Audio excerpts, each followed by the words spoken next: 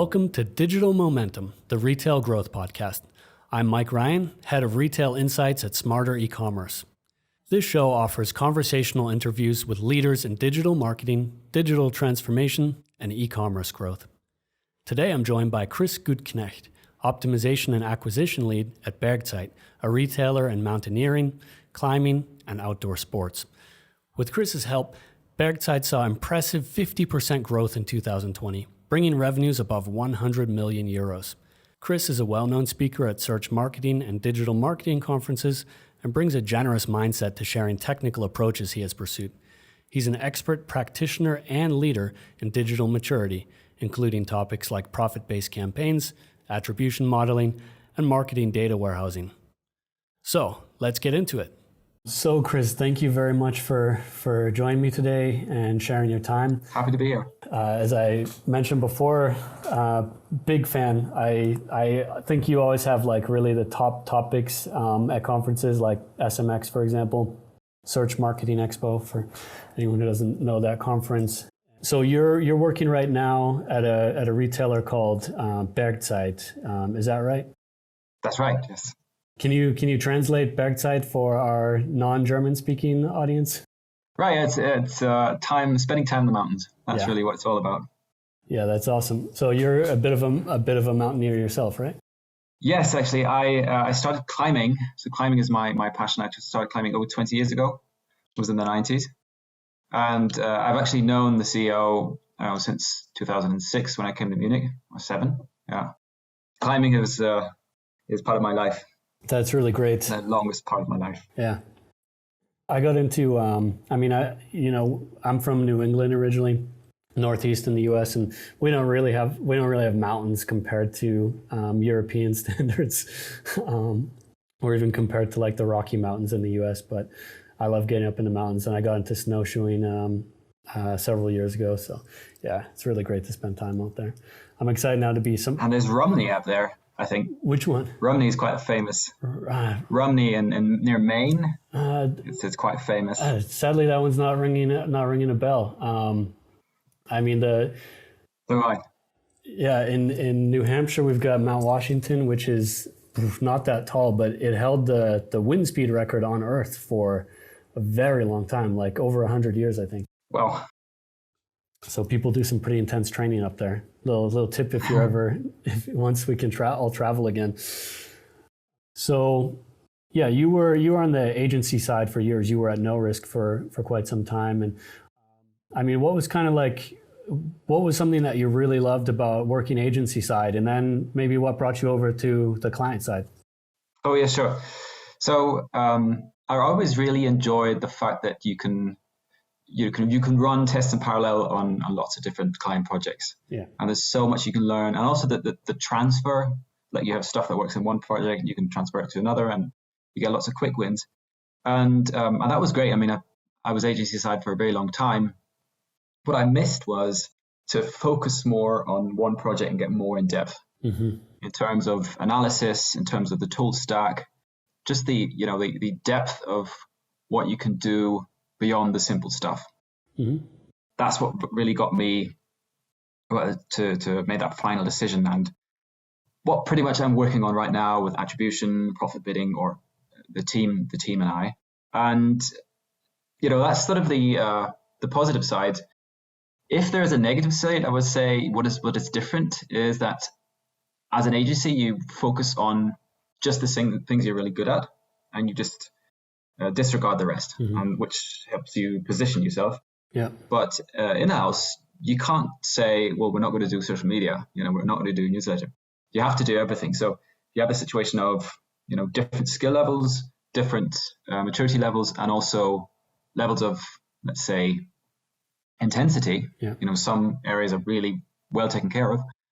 And stepping into those other areas has a lot more maybe political layer, or you have to be very delicate, very careful. And that's why, you always talk about things take more time in-house. You just have to take it in slow baby steps. And that's probably the biggest difference that I see.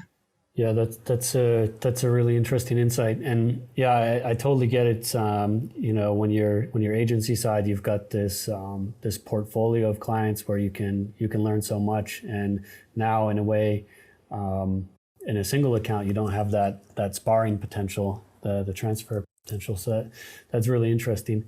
Now, one thing that strikes me as really distinctive about you, Chris, I would describe you as an especially technical marketer.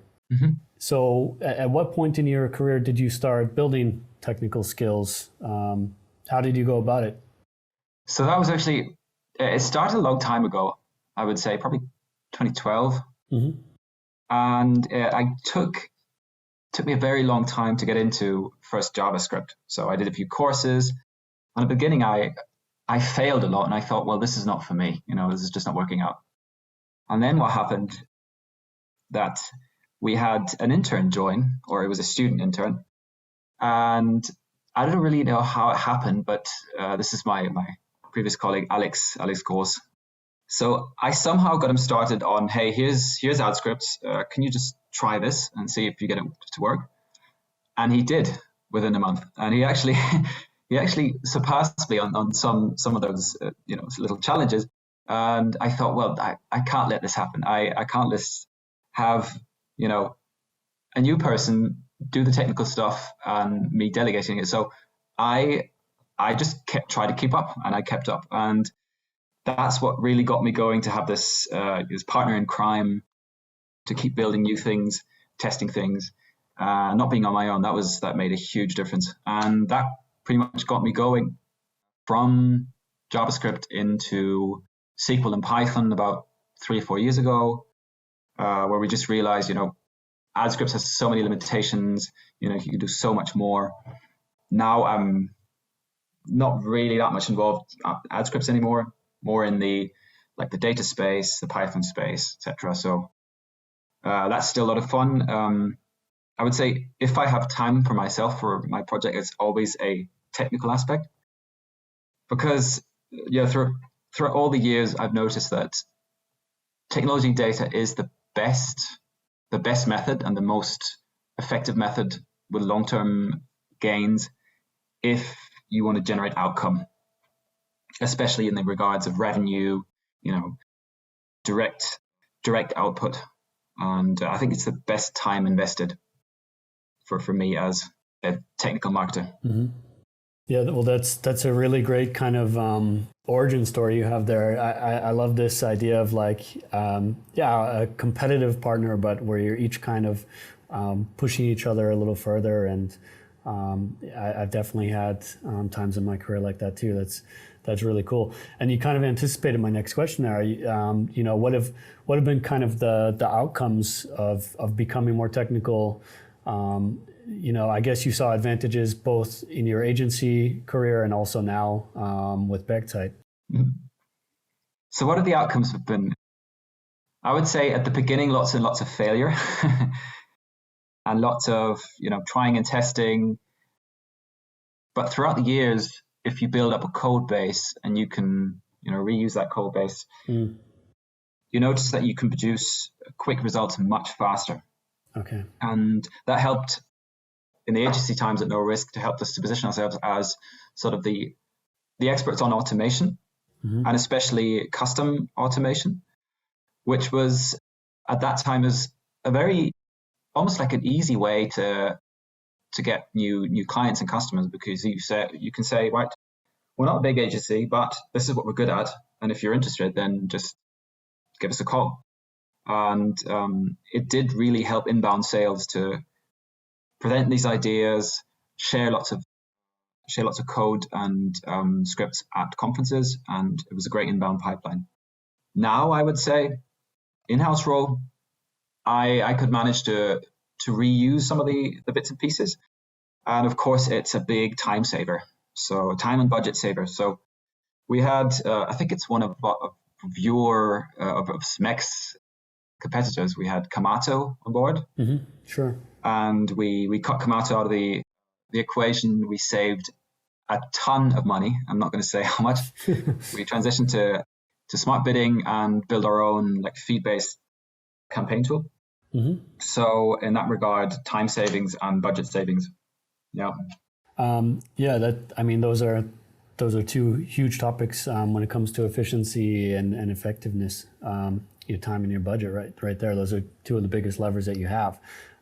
So how do you tend to sell data projects internally? Do you have, maybe your senior management is totally on board, they're kind of convinced, or do you need to present business cases about why you're going to pursue a certain effort for Bergzeit? What is Bergzeit's kind of attitude toward experimentation?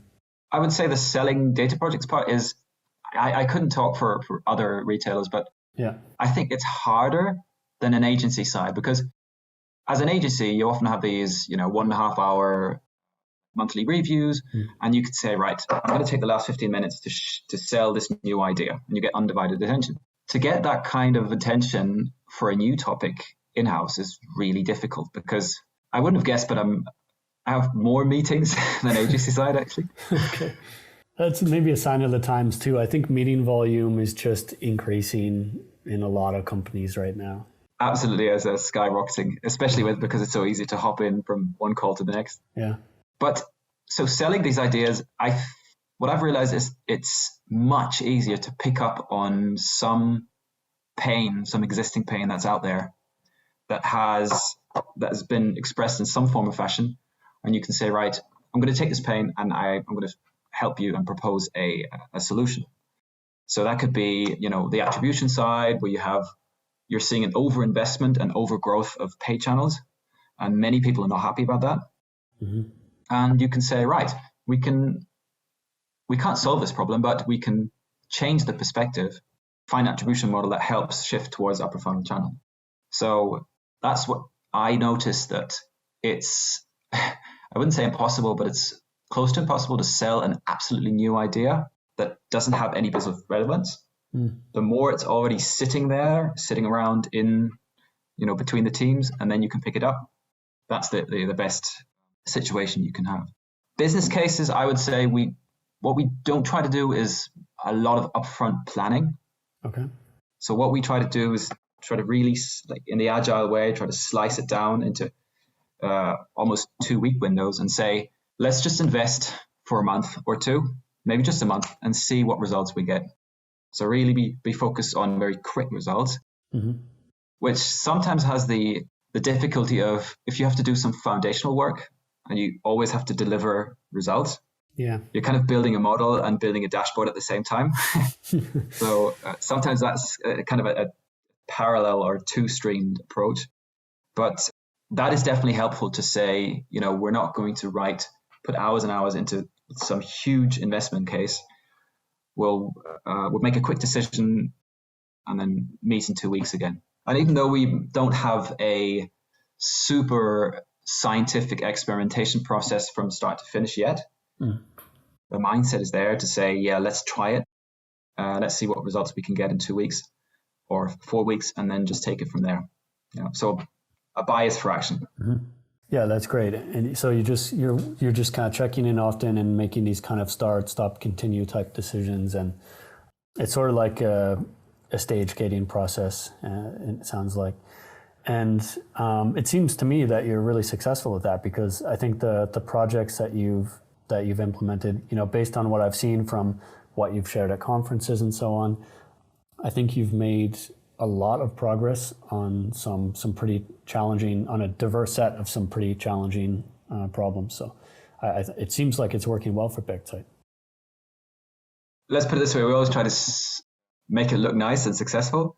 Yeah. Behind the scenes, it's a lot of work. It's a lot of, not maybe setbacks, but we always expect to be, let's say, at that point in 2 months. Mm-hmm. But then we're just we're not even close to where we want to be. So it's much slower every time. Yeah. But that's okay, because we believe in it. Mm-hmm. Yeah. Well, you're in there seeing the daily progress and weekly progress or lack thereof, and then here I am on the outside. I just see the snapshots where you get to present stuff at a conference or however. But yeah, I mean, taking a topic like a custom attribution model, you described attribution, you've said that there's no objective truth in attribution, and you won't know if it's worthwhile until you've done it.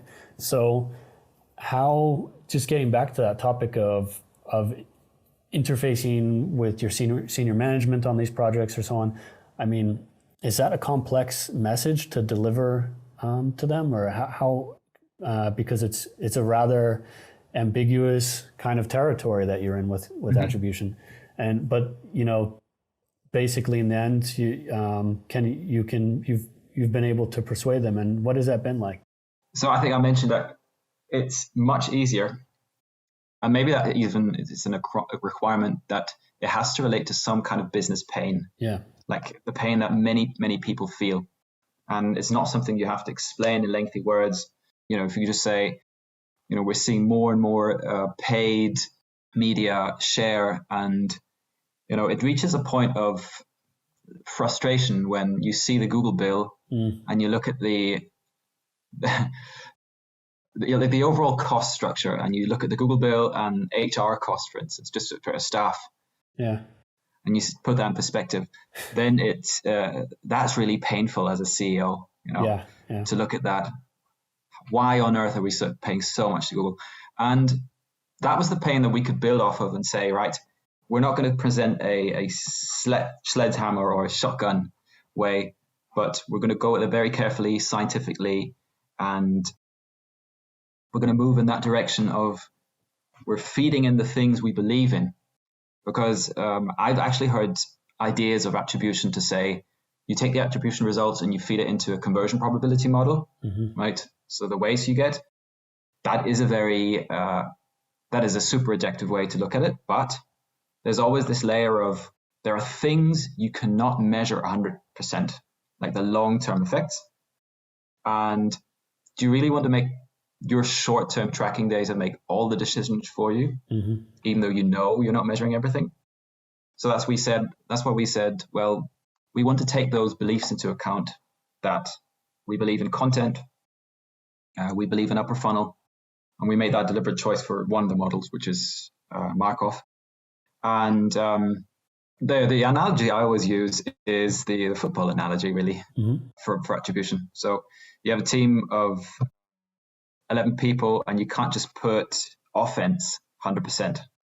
That's what many, I've had conversations in an agency side where they said, well, why don't we do 100% all these offense channels? Why do we need those defense channels, right? Yeah. And of course, the football analogy, you immediately understand that you need the entire team working, and you need those people in the defense working towards a common goal.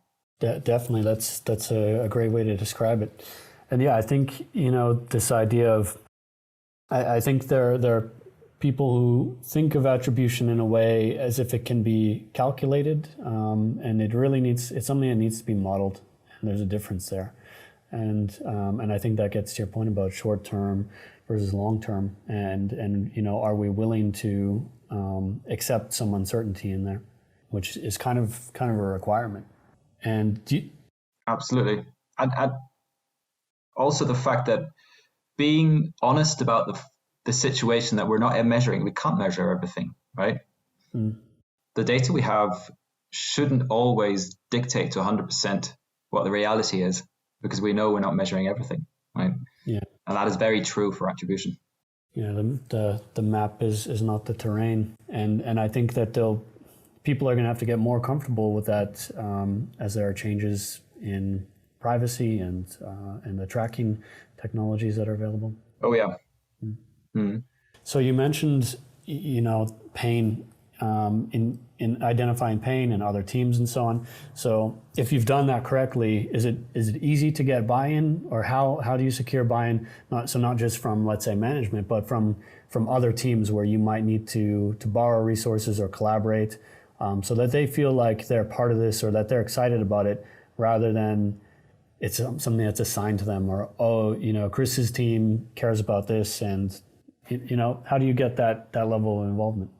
I would say it really depends on, first of all, the organizational structures and the topic. So mm-hmm. what we've had success with was to build a Scrum team that focuses around measurement analytics.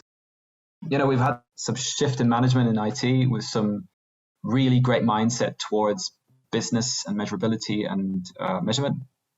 That was brilliant. And that got a great push towards, let's say, the technical aspects going into the measurement and data aspect, so that product owners are really opening up towards how can we measure the impact of what we're actually doing here, if we're doing changes on the front end, new features, etc. Mm-hmm. So that was sort of an external factor that really helped us. Looking for buy-in in other departments, it's really about coming back to what pain have they already expressed in some way. Yeah. And the more you can piggyback off of that, the more successful you're going to be, because then you can actually help them. Asking for something new that won't benefit them in any way, that's really difficult. Yeah, for sure. And there's this age-old question: build or buy. And when I hear that you've got your own like Scrum teams internally and so on, I mean, it seems like you guys are pretty biased toward build. But what's your decision criteria there? And have you ever made the wrong choice about like build or buy? Yeah, like you mentioned, I love building stuff. Yeah. Definitely. Maybe to the extreme that I want to prove myself that I could do it. Yeah. So that might get you off the wrong track. So the decision criteria, I think what definitely has changed is that there are lots of specialized products around certain generic requirements. Like, I don't know, look at Fivetran, for instance. You want to push your data from the big networks into your data warehouse, right? And if you start thinking about, authenticating against Facebook API and writing your own code, that is a bad idea if you haven't looked at these sort of vendors. So I always try to look out for any specialized vendors, and I would not recommend a lengthy evaluation process, which is, I would say, very typical for Germans. Like they don't just look at one vendor, they look at all the vendors, and then they have a second round, and then they have, a very long evaluation process, and then a very hard decision because they know all the details, they know all the pros and cons, and it's going to be a terribly difficult decision. Whereas I think if you have a gut feeling after a week to say, yeah, this is kind of the most promising vendor, just jump into a test phase.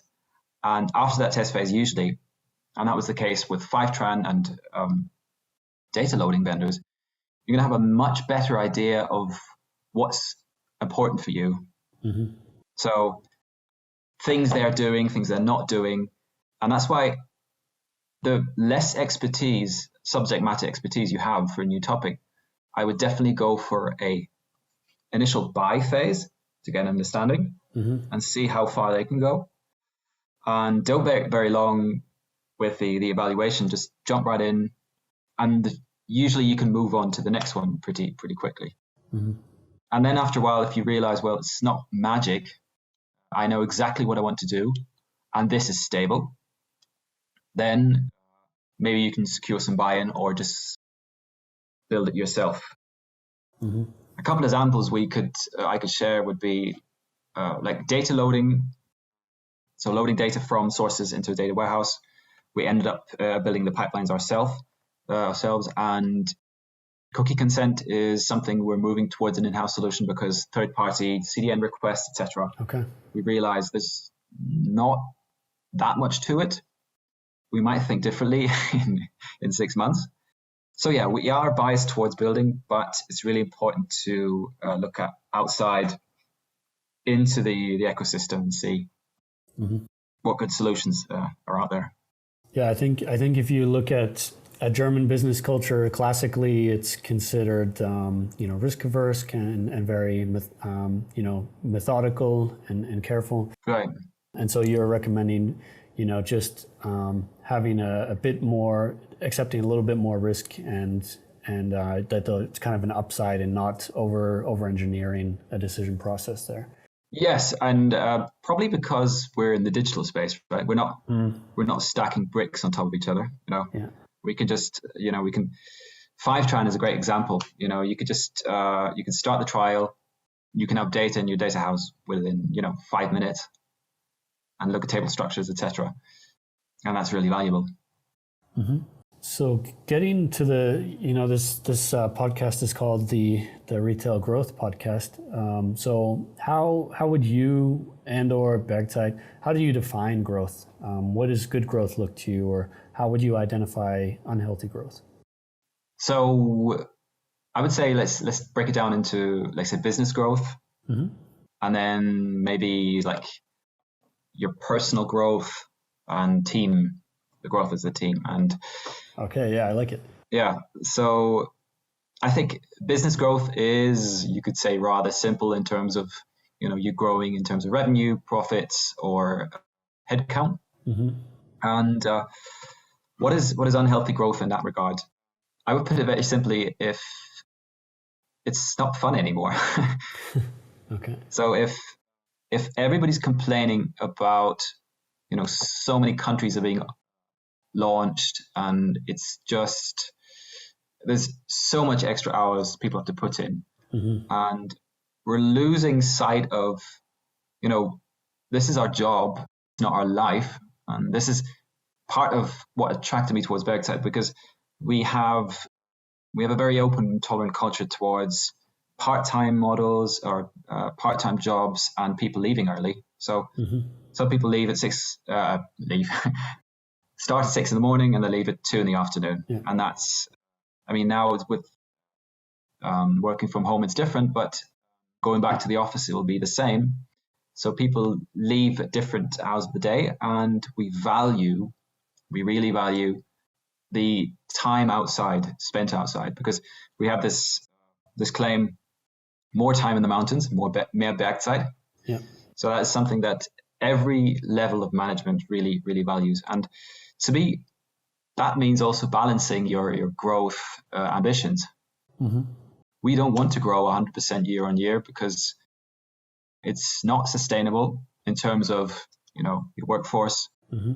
in terms of all the resources, and it is also influenced in some regard by the Sportler AG, who's 100% owner of Bergzeit. Okay. And they're a very, very traditional entrepreneurs family from the north of Italy. And they just gave us this simple task of, please be profitable, right? Don't burn money, right? Okay. Mm-hmm. You don't have to be the rulers of the world, but please keep up a profitable business. And I think that gives a lot of boundaries towards hyper growth and unhealthy growth, I would say. Yeah, exactly.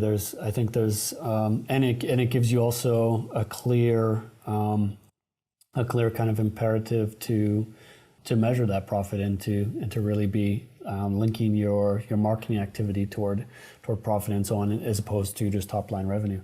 Yeah. Maybe another aspect to mention that is in terms of unhealthy growth on, let's say, a staff level. What I, at least, this is sort of my bias or my belief of how Amazon would operate, that if you're always going to have super experts in some fields, mm-hmm. in an in-house team, and some that have been in the company for a very long time, that they wouldn't be expert consultants as an agency, but they're doing their job. Mm-hmm. And I think part of a healthy culture is to say, where I'll just over-exaggerate that Amazon would probably say, right, let's fire these people, we need new people. Mm-hmm. But to find a place for these people and respect that, we're not all superstars mm-hmm. in a company, but we're a team, and we stick together, and we'll find a place for everybody. So I think that's also part of healthy growth. Yeah, definitely. So it sounds like a very values-driven approach, and which is something that I can really respect an awful lot. And this point about employees, not expecting every employee to be a unicorn but rather be, normal kind of T-shaped individuals, instead of being able to just do everything to complete perfection. I also, it's a little off topic, but I people's ambition level varies a lot, and that's okay. And something that comes up a lot with the topic of automation, I think you hear these conversations out of Silicon Valley and so on, that it frees up time for people to be more creative, or frees up time to be more strategic. But I have a slight worry there, because I think that not everybody honestly wants to be creative, or there are people who don't take pleasure in that kind of thing, or that they find a certain risk in that. And I think it's something that we have to think about in the future, is really making space for everybody and finding a way that everybody can add value and feel valued. Definitely, yeah. Maybe we're a little off topic, but it's interesting. And so, getting back to that topic of culture, what do you see? What are some kind of cultural pillars that you see besides this work-life balance?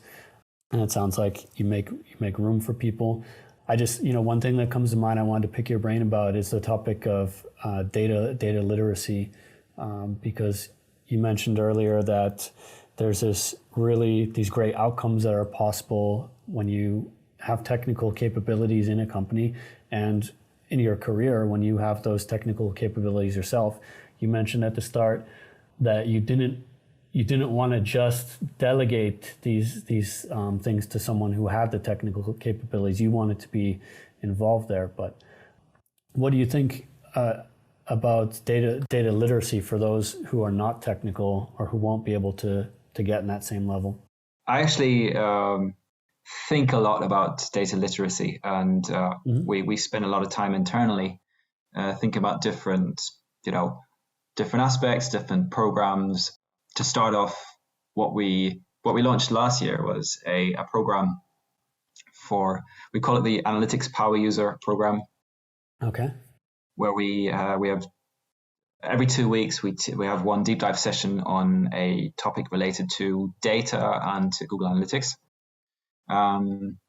That's where it's almost a year, not quite a year. We've been bringing in experts from all fields that work on data, and just share their stories and do a bit more of a theoretical deep dive into, let's say, A/B testing or dashboards, etc. And I think that has helped give the practitioners in the field a voice, just tell their stories, because it's not always about, this is Power BI dashboard and here you can do a pie chart. It's more the process about how did you start, where did the requirement come from, what decisions did you make, what did the stakeholders say, etc. And that was for us the focus, just keep telling those stories, to reiterate and to find the common denominator of what can we do better, and how can we focus more on outcomes. What are the actions we're going to take after these dashboards are finished? Yeah. And how can we measure results? Let's say the other side of it is that so far there hasn't been any pressure, which I think is a good thing. But on the other hand, what we're seeing also is it's a bit like a snack buffet in a way. So people like it, people enjoy it, they jump in and they listen to it. Then so let's use the analogy of snacks and desserts. Like, you show all these recipes and then you ask them, well, why don't you make your own cake? Ooh, well, I'm very busy. So going from listening and interest to action, that is a really hard part. And what we try to do is focus on, let's say, those that are really interested, really engaged, to turning those into, let's say, key users in some way, having those people disseminate some of the passion and the knowledge into the teams. But it is a slow process. It takes time. And it takes time and a lot of investment. Yeah, it's a really admirable initiative, though. This kind of sort of a center of excellence model that you just anchor some expertise and then work on radiating that to other people in the organization. And I love this part about, when we've built the dashboard, talking about what actions are we going to take with that dashboard, so that it's not just, there for the sake of being a shiny dashboard to look at. But yeah, maybe to touch on that, we haven't made it a requirement in our team yet, but a very common thing to do is usage tracking on dashboards, right? You can do that in Google Data Studio. There's a hidden option to send hits into Google Analytics property. You could do the same thing in Power BI, etc. But that we haven't made it let's say a consistent theme in our retro process. But at some point, it was going to be necessary, because there's always going to be these dashboards that you create and nobody looks at them, and then you want to turn that into, okay, I want to have people engage with the results, or even make action. So that's where we're aiming towards, to really get this full circle of what are you trying to do, how are you going to do it, and if you do it, can we look at those results as well in the entire process, to really show management some results of the whole data and analytics work. Mm-hmm. Yeah, I mean, it just reminds me, there's this expression like, you can lead a horse to water, but you can't make them drink. And with the dashboards, I think it's tricky, because this question arises. It's like, well, do people not use them because they're not really adding value, or is it just that that they're not really successfully integrated into their working mode, or not really transferring into action? And it can be a little tricky to find the truth in that. And of course, it could have all kinds of reasons. It could be that you, as an analyst, you're just wandering off in some direction. You say, okay, I like tree maps at this point, so I'm going to make every question a tree map. And hey, look at this fantastic tree map. And I added 2 subdimensions that you can click on. Yeah. You're completely open engineering the initial question. Yeah. But you're happy about. I mean, there's this saying, like, try to fall in love with the customer's problem, not your solution, right? And that's a very tricky path, as being the analyst and helping there, to say, right, I'm not going to wander off in my fancy direction. I'm going to keep a very close loop towards how, what is easy to interpret, how is it going to be used, how does that translate into action? Yeah, exactly. Yeah, having a kind of a low latency, even for people who could, because the target user is probably not maybe a highly trained analyst. So, and it's like that. This idea, you could spend 20% of your time understanding the problem and 80% of the time building the solution, but it's probably better to spend 80% of your time understanding the problem and 20% of your time building the solution. Yeah. What would you say are the top 3 challenges facing digital marketers this year, or this year and next year, in the near future? One is or 2 actually are quite obvious. Okay. The first one we also mentioned is like tracking and privacy. Yeah. I don't want to repeat and reiterate all the things that go around cookies, but it's a 2-way understanding, really. Like, what can I do? What gets me into difficulty, and where should I be shifting my focus? And I think one focus is, for instance, if you look at retargeters like Criteo, you have no idea what Criteo is loading in, or piggybacking in terms of extra tags, right? Which means you have no idea where the retargeting is happening. So it's like fully autopilot. The only thing you know is that the results are good, but you know that it's bad. And I think there's probably going to be, from what's the French organization, the CNIL, there's going to be heat that people feel, and then we're going to move more towards cookie consent changes. So we're gradually going to get rid of those old shady tactics.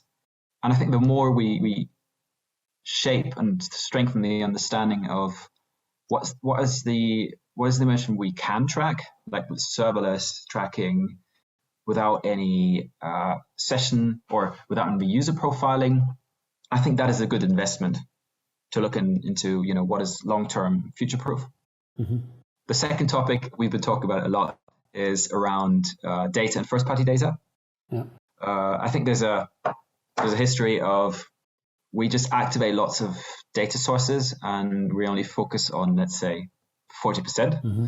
So we have a lot of dark data that's being collected, but we don't really look at it. And to really optimize that ratio of the stuff that we're measuring and that we're actually using, and potentially activating it in a way that we don't have somebody look at a report once a week and then change or adjust some buttons, but actually think about operational use cases in the way that we fully automate pipeline to leverage those data sources. Yeah. Mm-hmm.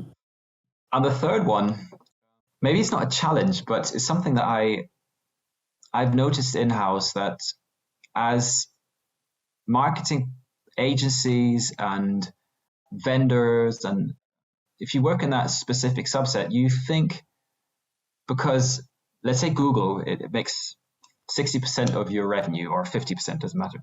Mm-hmm. You think you're the center of the world, right? Everything revolves around Google. But I think it's really helpful to get that perspective on what other departments, so what is the whole value chain of, in this case, e-commerce? What are they doing in logistics, customer care, etc.? And then realizing that if, as a customer, you think back, you wouldn't mention the Google market, the Google ads ad you clicked on, or the recommendation you clicked on. You would mention the parcel or the delivery. You would mention the interaction with customer care. So customers, I think, in many cases, they think about totally different things than what we measure in terms of the, let's say, the performance marketing space. So that would be my recommendation, to just broaden the horizon of what is happening out there beyond the digital tracking space. Yeah. And how customers actually value and perceive their purchase experience. Yeah, definitely. I think customer experience is so absolutely crucial right now, because there's competitors out there like Amazon who are really nailing it, at least in some sense of the word. I mean, I might have mentioned this before in another episode actually, but I don't I find Amazon really convenient as a consumer, but I don't feel like I had a great experience actually. Mm-hmm. And it's not like you just don't really feel Amazon as a brand, and you don't really feel the sellers, whether they're brands or sellers, you don't really feel them somehow. It's the product is just purely in focus. It's about the product, and then it's about the fulfillment basically. And I think if you think of customer experience a lot, or put it more in the center, and what your brand means, and really what is your proposition in terms of experience, that stuff is key. And there's your campaigns it's just like you said, they connect. They just initiate this whole chain reaction. They just connect to this entire experience that is much more significant for the customer, and whether they're going to return, and whether they're going to refer you, and so on. So it's for sure a key area. Yeah. And another way of looking at it, or the way I look at it, is if you take the topic of customer experience, and there's a risk of turning that topic into a, let's say, management trend, mm-hmm. whereas somebody in the company wants to position themselves as, the innovators on this new topic, right? Mm. And then you would implement all these measures, and there's a risk of it getting derailed from what is actually important for customers and helping these customers. If it's more about ego, if it's about, new successful projects. And that, I think, is really important to always keep in mind. We're trying to help people outside our company. Mm. And we're very detached, or most of retailers are very detached from the outside world. And if you think of it this way, we as Bergzeit, we have about 200,000 sessions every day, mm-hmm. and only 2.5% convert, yeah. which is equivalent to, let's say, 5%. But offline retailers, they have a conversion rate of 30%, mm-hmm. and that is not just because people go to the effort of going to the store. It's because they slave every day to actually talk to people and, put in that effort. And I think that's really crucial to not get too detached, all the numbers you're measuring, but just keep in that human element of your customers and put your ego back in a way. This is not about positioning yourself. This is about helping your customers out there in any way you can possibly can. Yeah, having a lot of empathy for that end consumer. And like you were saying, I mean, these KPIs and these numbers, they're, for someone who likes data anyway, they're intoxicating, but they're just proxies. They're not the strategy is not the KPI. The KPI is just something to help you, try to feel the strategy. But I want to take a few more minutes of your time because I found this old interview with you from 2017 where you were asked what are the top 3 biggest challenges for digital marketers today. The question I just asked you. So I want to share with you your answers back then. I think they were super sharp answers back then, really, and I think they still hold up now. But just see what you think of this little time capsule. So you listed the 3 biggest challenges back then as fragmentation, right? Meaning tools, data sources, and so on, and channels, the fragmentation along many dimensions, and unifying that. Then you listed Amazon, having a compelling kind of case to stay relevant alongside them and their network effects. And I think you spoke to that now a bit with customer experience, but and moving more management tasks from rule sets to algorithmic approaches. Right. So, what do you think a few years later? What do you think of your perspective back then? One thing we've just had a discussion about internally is Amazon, in the sense that you might have seen this as well. I have this hypothesis of reinvestment. Like Amazon sells a certain sub niche category. And there's a significant trend trajectory, and then they reinvest a certain percent back into Google Ads, whether it's search or shopping. We've seen that in some countries now, that if we look back at where do we see high growth areas in marketplaces for our categories, then we now have a competitor, a new competitor, which is Amazon. The same thing happened actually in Switzerland for the Swiss marketplace Galaxus. So that is a new challenge in a way that, yes, of course, if you take the attractive but also profitable part of your inventory and you put it on marketplaces, you will create a new competitor in the way that those who are used to marketplaces, you might just buy your inventory through marketplaces. And I think that's something we should be very careful about and find answers against that. So if the answer is, we have to change the way we have to ship faster or add additional benefits, it gives us new tasks to solve. Yeah, well, that's a really interesting hypothesis you have. I have a little joke about Amazon. You talk about FMCG, fast moving consumer goods. And I always say that Amazon understands that as, basically find, measure, copy, and grow, because they're constantly undertaking product discovery, and then they're measuring the hell out of everything, which they can do at the scale that they have. And what they like, they're going to copy it and scale it, nail it and scale it. That's what they do. So, it's quite interesting. I would, just to throw that in, I often compare Amazon to like fast food because some people consume it once in a while and they know that's bad for them or for them and the greater society. But some consume it all the time and they don't really even know that it's that bad for them. They just know it's very convenient. It's, it's fast, it's hot, and it's cheap, and it feels good in a way. Too good, unfortunately. It's just purely transactional, I think, Amazon. From my perspective, at least. Maybe others feel differently about it. Yeah, and Do you think that fragmentation has gotten a little easier to solve ththese days, or do you think it's as thorny as ever? I think it doesn't affect me as much anymore. Okay. Because I'm more focused in what I do in-house now versus as an agency. Yeah. So I don't have to worry about content. I don't have to worry about, let's say, brand design, other things. Mm-hmm. So that has given me focus. Mm-hmm. I think it's still the case. I think the challenge is still unbroken. Although the more you focus on revenue, I think there has been a bit of a consolidation towards the large networks. So mm-hmm. we're seeing that with the price search engines, for instance. They're not what they used to be.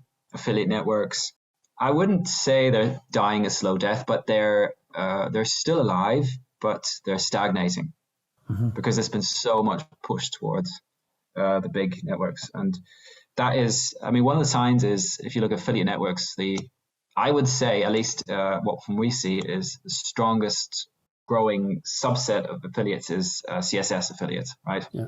So they're really good at understanding low CPC shopping traffic management mm-hmm. to get a high ROAS. So to run that in addition, and that was a tremendous effect last year. We're still sort of going back and forth. Is that good? Yeah. Does it hurt shopping or not? I don't know if you have insights on that, but so that was kind of, I would say, from affiliate networks perspective, a bit of a sad development that they're piggybacking off the success of Google Shopping. Yeah, and they don't have other business models that they can provide growth with. Mm. Yeah, in the end, it's still that platform consolidation. It's just affiliates via shopping. It's yeah. That's interesting. So your question though was about whether it was good or not, what you saw in CSS last year. You're asking if that volume was really kind of healthy for you guys. Incremental. Or, mm-hmm. Exactly. Yeah. That's a tricky question of whether it was incremental or not. It's a conversation, but it's definitely a question worth asking. It depends on the exact circumstances there, but there's always a possibility that you were purchasing some traffic that you would have gotten anyway, but yeah, worth a look one time.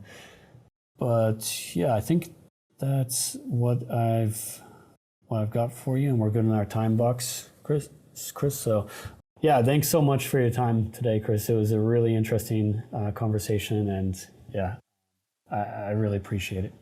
Thanks. Yeah, I really enjoyed it. I really enjoyed the question. And yeah, hope to see you soon. Thanks for listening.